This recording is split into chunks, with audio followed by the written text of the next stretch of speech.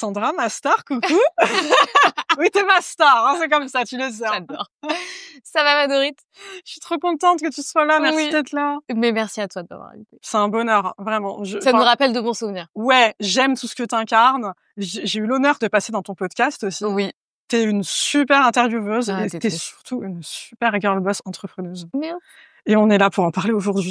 Alors, je vais te présenter, du coup, pour les personnes qui ne te connaissent pas et qui te découvrent. Waouh. Il y en a.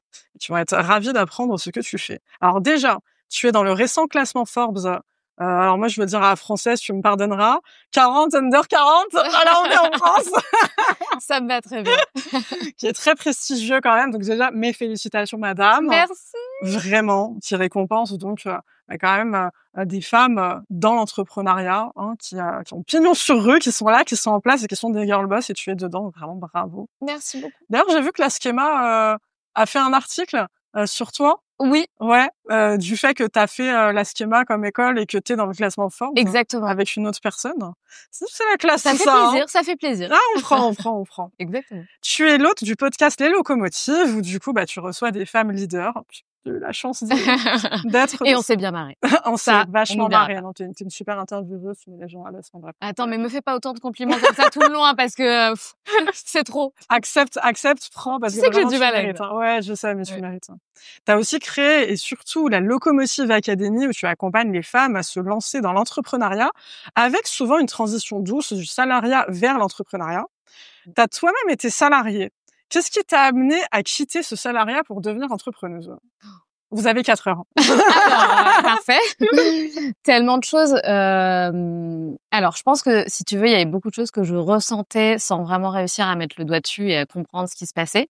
J'avais vachement ce truc, je sais pas si t'as déjà ressenti ça dans ta vie, mais de regarder ma vie. Tu sais, quand je marchais, je sortais du métro et j'avais toujours une petite marche pour aller au travail, à l'hôtel, j'étais directrice d'hôtel, et j'avais l'impression de me regarder, aller dans ma vie, faire des choses, mais que j'étais pas dans moi, enfin pas dans mon corps, un peu hors de ton corps. Je crois qu'il y a une expression à ça d'ailleurs. Et ça a commencé un petit peu comme ça, où j'avais toujours cette sensation La dissociation. Ouais, je crois que c'est ça. Cette sensation de pas vivre ma vie, de savoir qu'il y avait peut-être une autre vie en parallèle qui m'attendait, mais que j'étais pas dans ma vie. Bref, il y avait un peu des symptômes comme ça. Et puis il m'est arrivé, tu sais, de faire un malaise en plein lobby de l'hôtel, le premier malaise que j'ai fait d'ailleurs. J'ai jamais compris pourquoi. Enfin, maintenant je le sais, mais à l'époque je ne comprenais pas. 1 an et demi plus tard, je refais ce même malaise, mais cette fois chez moi, devant la télé, en train de regarder Netflix un samedi soir. Je mangeais une pizza avec mon mec, bref. Et je fais un malaise super flippant, donc avec des symptômes de fourmillement au bras, visage, etc. Et donc je pars aux urgences. Et là, je crois littéralement que je suis en urgence vitale et qu'il faut me sauver, sinon je vais mourir, quoi, concrètement. Et en fait, c'est comme ça qu'a commencé mon burn-out et que j'ai compris que c'était un burn-out sévère et qui, si tu veux, c'est terminé. C'est parti en anxiété généralisée, donc ça a duré des mois, ça a été très compliqué. Donc voilà pourquoi je suis sortie du salariat. Et en fait, je pense que en partie, si tu veux, c'est pas que j'étais pas faite pour salarié. Je pense pas qu'il y ait des profils faits pour être salarié, faits pour être entrepreneur. Je pense qu'on peut faire plein de choses, mais j'avais trop cette sensation d'avoir des chaînes à mes poignets, tu vois, et de pas pouvoir créer les choses comme je voulais, décider ma vie comme je le voulais. Je me sentais trop enfermée dans une boîte et j'avais besoin d'en sortir, en fait, je pense. Mais c'est ce que tu décris aussi dans ta bio Insta, C'est vrai. T'as écrit salariés frustrés à entrepreneuse heureuse. Ouais. C'est ce que tu décris, finalement, cette situation-là de burn-out et où t'étais étriquée. Ouais, complètement. Frustrée. Tu sais, frustrée, souvent, quand t'es dans une boîte, enfin, moi, en tout cas, j'avais souvent ce truc-là. Je voulais participer aux décisions stratégiques, je voulais donner mes idées, j'avais tellement plus à apporter que le job, si tu veux, auquel j'étais cantonnée.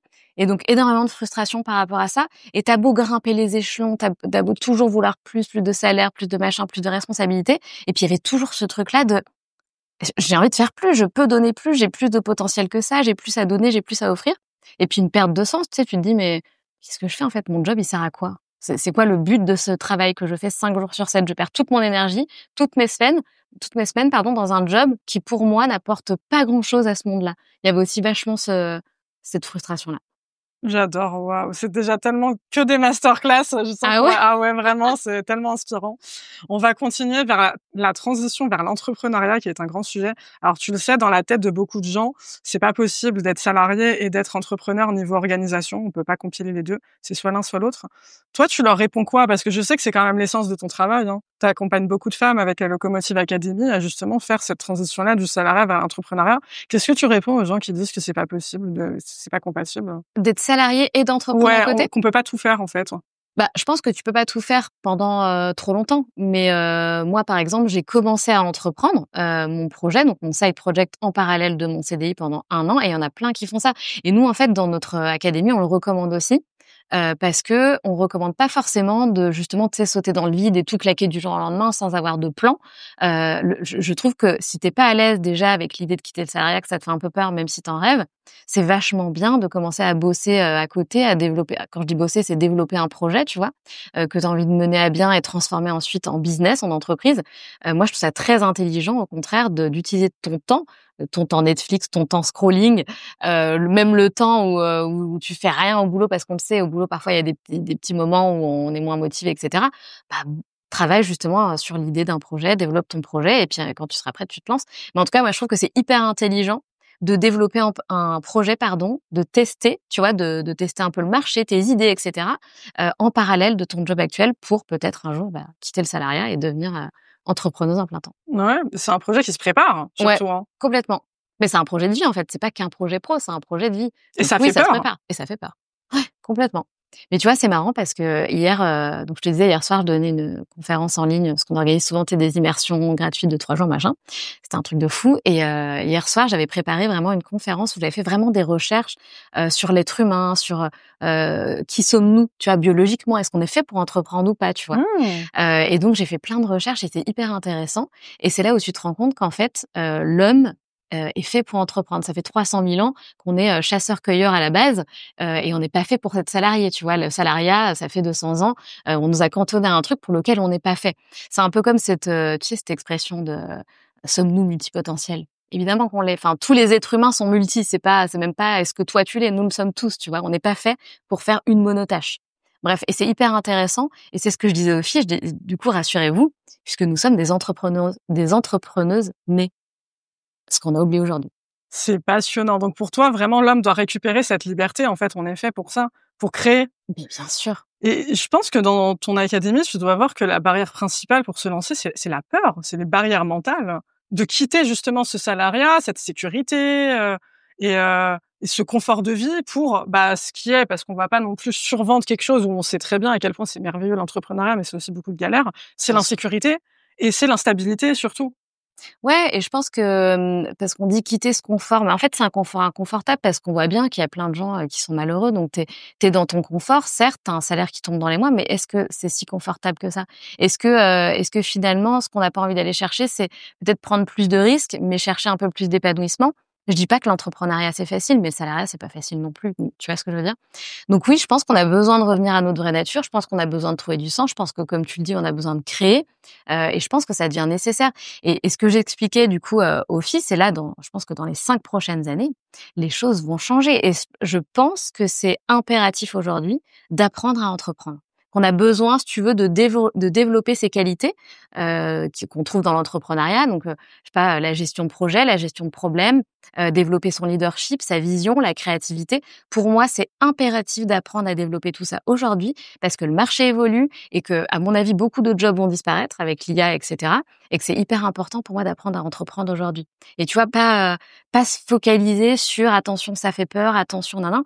Qui est-ce qui nous dit ça? Bah, il y a beaucoup c'est les médias, en fait. Les Ouais. médias, c'est parce qu'en fait, ça c'est arrangeant d'avoir un groupe de personnes, une société, qui suit les règles et qui est dans le salariat. C'est pour ça qu'on va à Ouais, ouais. l'école, on nous apprend à être salarié. Et si tout le monde devient entrepreneur, tu Bah, vois, ouais. ça desservirait peut-être, Le système, voilà, finalement. exactement. Mais tu sais, il y a un truc qui est quand même très drôle, c'est que, bah, je pense tu rencontres beaucoup des gens qui vont te dire: «Ah, je rêve d'entrepreneuriat, mais c'est pas pour moi, c'est pour les autres».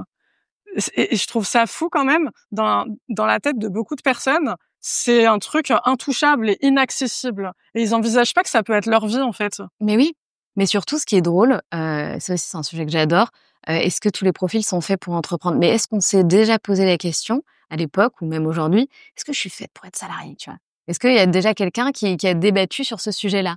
sommes-nous tous faits pour être salariés? Tu vois ce que... Non, C'est une évidence. on s'est pas posé la question. De toute façon, on devait être salariés. Donc en fait, peut-être qu'il faudrait ouvrir son esprit et déjà réaliser que des entrepreneurs, entrepreneuses, mais t'as 1000 manières d'entreprendre. Tu vois, je donne l'exemple de ma sœur. Ma sœur, elle est aussi entrepreneuse, elle est freelance. Elle a, je sais pas, 2 clients. That's it. Elle travaille lundi, mardi, jeudi, vendredi. Elle est maman solo de 2 jumeaux. Et elle kiffe sa life, elle gagne très bien sa vie. Moi, j'ai une équipe de 10 personnes, j'ai pas du tout la même vie d'entrepreneuse qu'elle, j'ai une vie à 1000 à l'heure, mais on a comment dire, 2 manières d'entreprendre complètement différentes. Et entre elle et moi, bah, il y a des dizaines de manières d'entreprendre. Tu vois ce que je veux dire? Ah, mais complètement. Alors, merci de me faire mes transitions. J'apprécie C'est vrai? énormément Ben, je l'effort. t'en prie, n'hésite pas.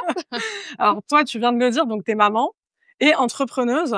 Alors, dans la tête quand même de pas mal de personnes, de femmes hein, surtout, c'est une barrière mentale. C'est un frein et c'est pas possible de concilier justement cette vie-là que tu décris à 2000 à l'heure d'entrepreneur et le fait d'être maman. Qu'est-ce que tu leur répondrais? Je répondrais que, en fait, parfois, moi, j'ai ressenti justement de la gratitude d'être maman à ce moment-là, parce que quand t'es pas maman, et ben, tu vois, c'est ce qu'on disait en off, t'as pas de limites, en fait. Et du coup, quand t'entreprends, souvent, les limites sont faibles quand tu dois t'arrêter de travailler. Tu sais, des fois, c'est compliqué. T'as toujours envie de travailler, tout ton ordi tout le temps, ça s'arrête jamais, le soir, le matin, etc., le week-end parfois. Et en fait, le fait d'être maman, c'est une chance. Je trouve que ça nous sauve limite. Moi, je sais que ça me sauve pas mal en termes d'énergie, parce que c'est des moments où ben, c'est important que tu sois avec ta famille, avec ton fils. Donc finalement, pour moi, c'est une obligation, tu vois. Et puis genre, au-delà d'une obligation, c'est quelque chose que j'ai besoin de faire, de passer du temps avec mon fils, ma famille, etc.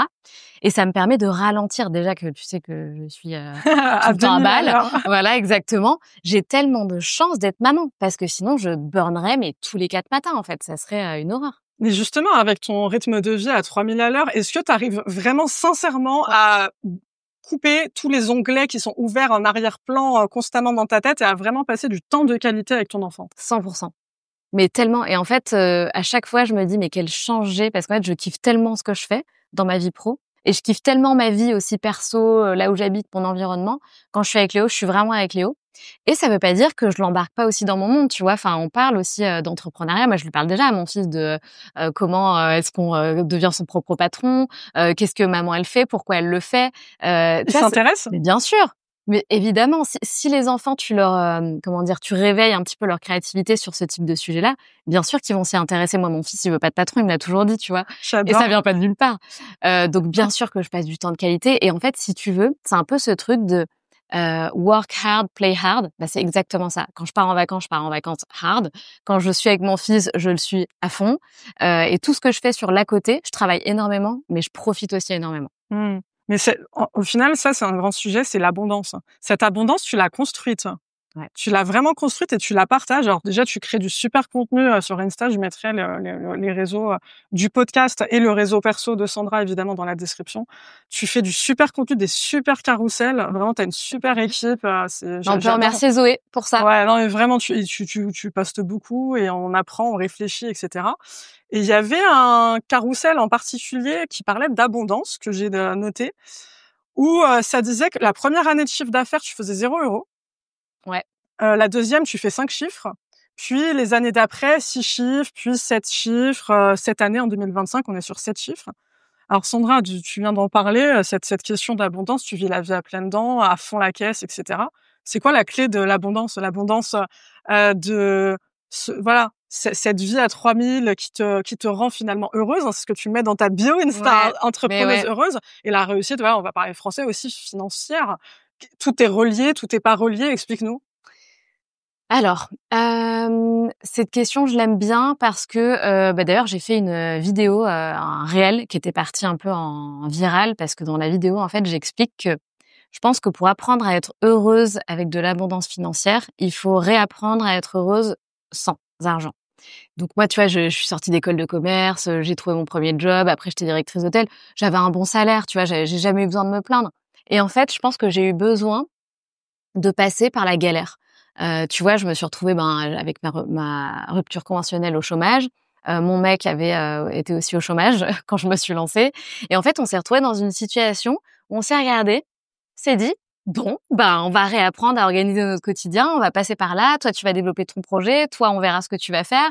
Et puis c'était génial. C'est bizarre, hein. c'est super bizarre de dire comme ça et tout le monde va dire ouais, bah, c'est parce que tu as réussi aujourd'hui. Non, en fait, juste le kiff du process et de se dire en fait, il y a pas papa, il y a pas maman, il y a personne qui est en train de m'aider, c'est moi toute seule et j'ai pas de plan B et je vous jure, enfin moi c'est vraiment ça qui m'a donné la niaque de me dire OK meuf, en fait, t'as pas d'autre plan, il faut que tu t'en sortes parce que le plan C, sinon c'est de retourner au salariat, tu vois, et ça c'est the way. C'était ma hantise, ça l'est toujours d'ailleurs. Et si tu veux, c'est vraiment ce process de est-ce que l'argent rend heureux ou est-ce que c'est la manière dont tu l'utilises et dont tu le perçois et dont tu le gagnes aussi parce que je pourrais pas gagner de l'argent entre guillemets que ça soit pas éthique et que je le fasse pas avec du sens et avec tout ça avec cette mission derrière. Donc je pense qu'il y a ça et c'est vraiment apprendre à kiffer chaque étape du process. Si tu veux, je suis pas heureuse que maintenant. Je suis heureuse depuis day one en fait, depuis le jour où j'avais pas un péco sur mon compte en banque et que je gagnais pas encore, j'avais pas de chiffre d'affaires, je savais même pas comment on faisait tourner un business, tu vois. Mais déjà là, j'étais heureuse. J'étais même hyper heureuse. Tous les matins, j'ouvrais mes volets, j'avais une gratitude. Putain, je suis libre. J'ai plus de chaîne, je vais pouvoir créer, je vais voir un petit peu ce que je fais. Enfin, et j'ai appris à devenir entrepreneuse et ensuite à développer un business. Mais je pense qu'il faut vraiment avoir de la gratitude pour tout le process. C'est ouf. Et aujourd'hui, tu transmets ça. Tu transmets ça sur les réseaux. C'est aussi ce que tu transmets dans tes formations. Ce côté mindset, évidemment, il est fondamental. Et tu transmets aussi beaucoup ta part de vulnérabilité, que ce soit sur LinkedIn, que ce soit sur Insta. Ça, c'est essentiel. Tu parles de ce dont voilà, tu viens de parler, des échecs, des reconstructions, hein, je dirais, des transitions. Pour toi, entrepreneuriat et échec, ça va ensemble? Ouais, grave. Mais bien Je te fais une sûr. petite passe décisive. Mais grave. D'ailleurs, j'avais fait un épisode là-dessus où on disait échec is sexy. Attends, je bois un petit Ah, mais vas-y, bois, tranquille. Il y a des petits croissants, là, si tu veux. Ah non, tu m'avais dit pas de gluten. Eh ben non. Bah oui. Pas de gluten. Petite parenthèse, j'ai un problème de thyroïde depuis que j'ai 19 ans et j'ai arrêté le gluten parce que c'est inflammatoire, etc. Okay. Bref, ça fait 4 mois. C'est vrai que ça fait pas du bien, ça. Ouais, non. Ah ouais. On pourrait en parler, mais bon, je pense qu'on n'aura pas l'espace. Même pour les personnes qui sont pas intolérantes au gluten ou quoi, ça fait pas du bien. Non, t'as raison. 100%. Un autre sujet qui me passionne, mais on en parlera une prochaine fois. Donc l'échec, mais bien sûr, et c'est ce qui terrifie tout le monde, c'est ce qui me terrifiait aussi. Et au début, franchement, on va pas se mentir, c'est dur au début quand t'as des échecs. Je le dis souvent, mais il y a un lancement dont je me souviendrai toute ma vie. J'ai mis 1 semaine à m'en remettre, vraiment, vraiment, parce que c'était tellement dur pour moi d'avoir échoué.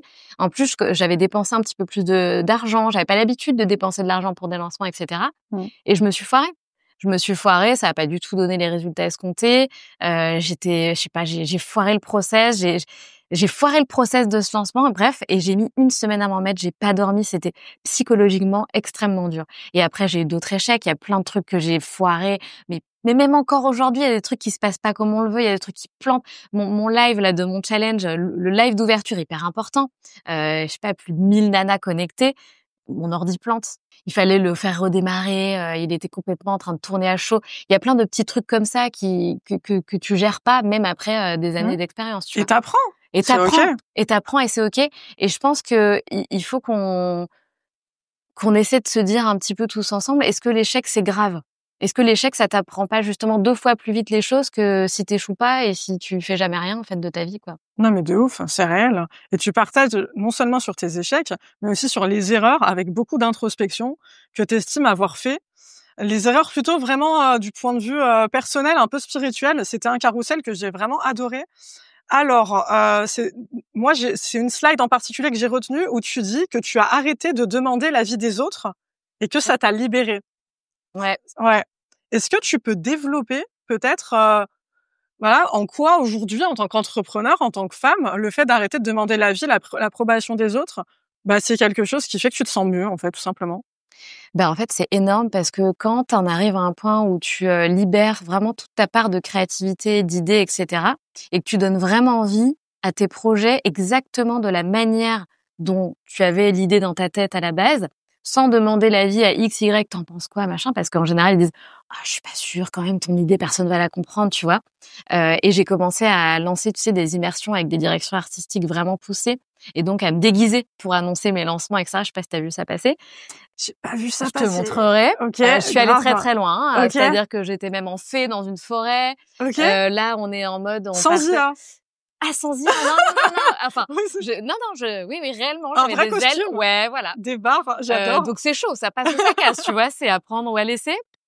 Mais si tu veux, j'avais vraiment besoin d'aller plus loin, de proposer des immersions avec des directions artistiques de fou. Là, on était en mode super-héros. J'ai créé tout un univers sur une planète Hera, planète pour les femmes, pour réaliser leurs rêves, leurs projets, etc. Et en fait, depuis que j'ai pris la décision de m'écouter, mais ma boîte a explosé littéralement, en fait. Et de ne plus écouter les autres. Ouais, et de ne plus écouter les autres. Parce qu'en fait, tu peux écouter les autres. Alors, c'est intéressant de demander des conseils à des personnes qui sont plus avisées que toi, qui ont plus d'expérience que toi et en qui tu as confiance. Bien sûr, moi, souvent, j'appelle des gens en qui j'ai confiance, soit des entrepreneuses, même mon frère qui bosse à New York, bref, et qui a pas du tout le même job que moi. Je l'appelle, je sais pas, une fois par an pour une question. Le type, en 5 minutes, me débloque. Tu vois ce que je veux dire? Donc, il y a des gens comme ça, bien sûr, et qu'il faut prendre leur expertise, qu'il faut prendre leurs conseils, leurs recos, du moins. Mais par contre, si tu passes ton temps à demander qu'est-ce que vous en pensez, etc., tu feras jamais du 100% toi. Bien sûr. Bien sûr, tu seras influencé et puis tu vas te brider et t'avanceras difficilement. Oui. Ça, c'est une clé. Hein. Merci beaucoup. C'est vraiment une clé pour les personnes qui nous écoutent. Alors, j'aimerais bien qu'on finisse sur une actualité que tu n'as pas, Ah car tu l'as refusée. C'est le TEDx. oh mon Dieu, ouais. Arrête, je vais pleurer. Bah, il faut pas parce que, enfin, on en a parlé un peu en off.